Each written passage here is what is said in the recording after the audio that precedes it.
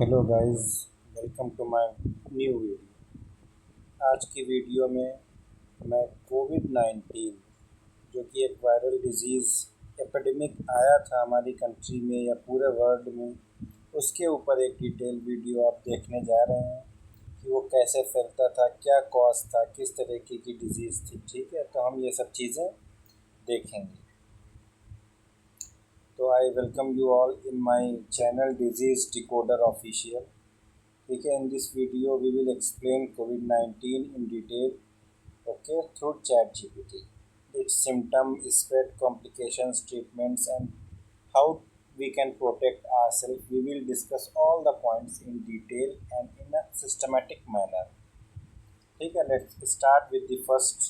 That what is COVID-19? COVID-19 क्या है? ठीक है, तो कोविड-19 stands for coronavirus disease 2019.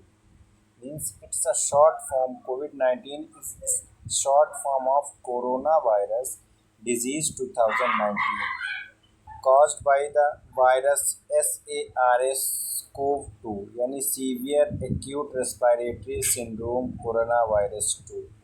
ठीक है, ये इसका मेन कॉज था। ठीक है, first identified in Wuhan China in December 2009। इसका जो फर्स्ट केस मिला था वो चाइना में, आप सब जानते हैं, it was first observed in China city of Wuhan city of China in December 2019। Okay, belong to the corona virus family which include virus जैसे कोल्ड, एसआरएस एंड मर्स। ठीक है, ये हो गया आपका कॉज। अब हम बात करेंगे हाउ कोविड-19 स्प्रेड, कैसे फैला। तो person to person transmission through, यानी one person to second person it was transmitted through, कैसे? Respiratory droplets when infected person cough, sneezes और टॉक्स। जब कोई भी इन्फेक्टेड पर्सन दूसरे पर्सन से बात करते समय अगर वो कफ खांसता था, छींक आती थी या बात करता था, तो उसके जो रेस्पिरेटरी ड्रॉपलेट्स होते थे उसके थ्रू वो एक पर्सन से दूसरे पर्सन में ट्रांसफ़र हो जाता था। दूसरा क्या था? Touching contaminated surfaces.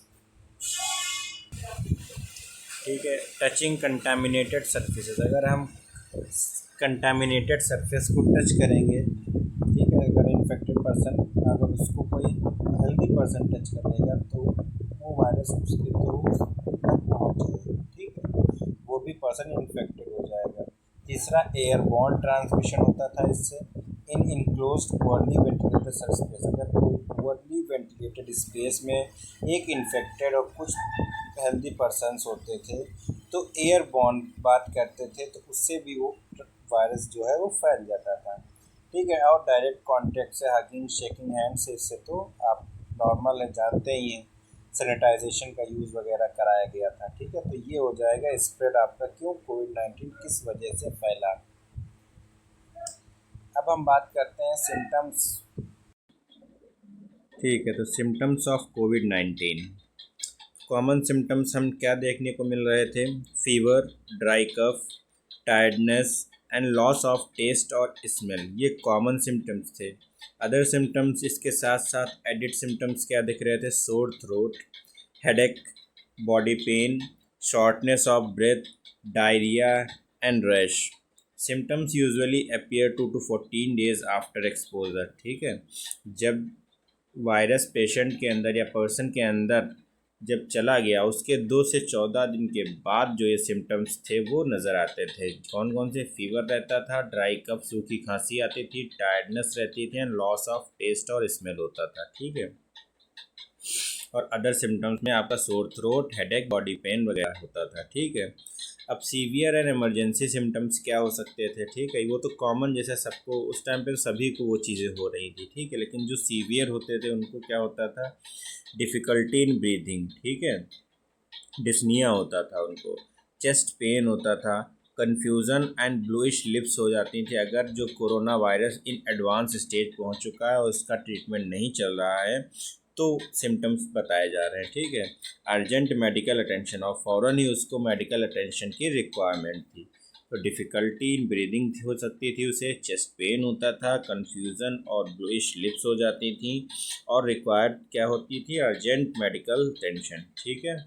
अब हम अगर डायग्नोसिस की बात करेंगे तो क्या वही चीज़ें होती हैं जो वायरल डिजीज़ में है। RT-PCR टेस्ट होता है आपका एक, वही polymerase chain reaction gold standard होता है। नेज़ल और थ्रोट स्वैब लिया जाता है, नेज़ल स्वैब लिया जाएगा या थ्रोट का स्वैब लिया जाएगा, और उसको मशीन्स द्वारा चेक किया जाएगा कि वायरस इज़ प्रेजेंट और नॉट। ठीक है।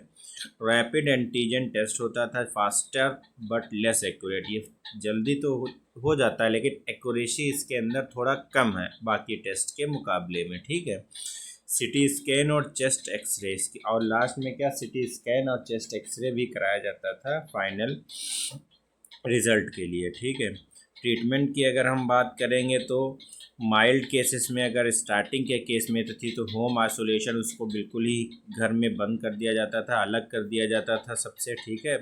पैरासीटामॉल दी जाती थी फीवर वगैरह के लिए, स्टीम इन्हेलेशन के लिए कहा जाता था, and good hydration and rest आराम के लिए कहा जाता था। ठीक है। अगर उसके जो सिम्टम्स थे, जो चीज़ें थी, अगर वो मॉडरेट सीवियर केस, मॉडरेट या सीवियर हो गई थी तब उसको क्या हॉस्पिटलाइज किया जाता था। ठीक है। उसको ऑक्सीजन थेरेपी प्रोवाइड की जाती थी, एंटीवायरल ड्रग्स जैसे रेमडेसिवियर दिया जाता था। ठीक है। स्टेरॉइड्स दिए जाते थे। ठीक है। डेक्सामेथासोन वगैरह दिया जाता था। Blood thinners to prevent clots. ठीक है। उसमें ब्लड क्लॉट्स होने के चांस रहते थे, इसलिए ब्लड थिनर टैबलेट्स या ड्रग्स दिए जाते थे ताकि उसका ब्लड जो है वो गाढ़ा ना हो पाए। ठीक है। ICU फॉर क्रिटिकल केस, और अगर कोई ज़्यादा ही क्रिटिकल केस हो गया तो उसको ICU में एडमिट किया जाता था। ठीक है। No cure only supportive care, recovery time 1 से 3 वीक्स। ठीक है। सिर्फ हम केयर ही कर सकते थे, उसकी कोई ट्रीटमेंट स्पेसिफिक नो क्योर था उसका। ठीक है। ओनली सपोर्ट केयर देते थे हम।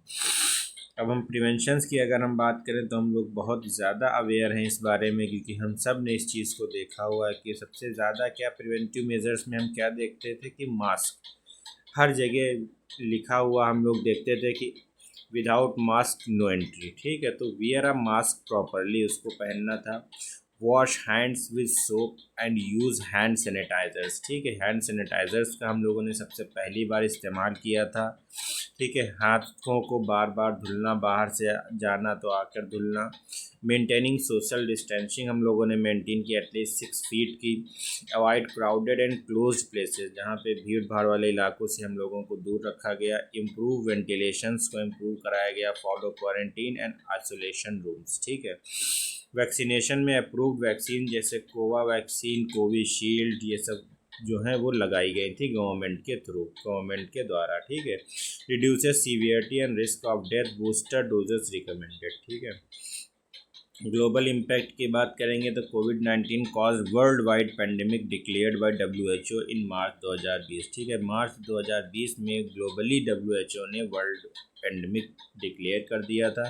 Affected millions of lives and economies, और मिलियंस ऑफ लाइव्स को इसने अफेक्ट किया। Mental health issues, online education, remote work become new norms. ठीक है। ये सब चीज़ें नहीं चल पा रही थी, सब अपने घरों में बंद थे या अपने घरों पर ही रह रहे थे। ठीक है। कंक्लूज़न इससे ये निकलता है कि to stay safe, follow covid appropriate behaviour to get vaccinated. Vaccinate रहो और सेफली अपने घर पर कोविड-19 अगर हो गया है तो रहें। ठीक है। If you feel symptoms isolate and get tested immediately. ठीक है। If you like this video and if you find this channel and this knowledge profitable and knowledgeable, then like, share and subscribe to Disease Decoder Official for more health updates and simplified medical education। ठीक है। मिलता हूँ आपसे अगली video में, तब तक के लिए bye and thanks for watching.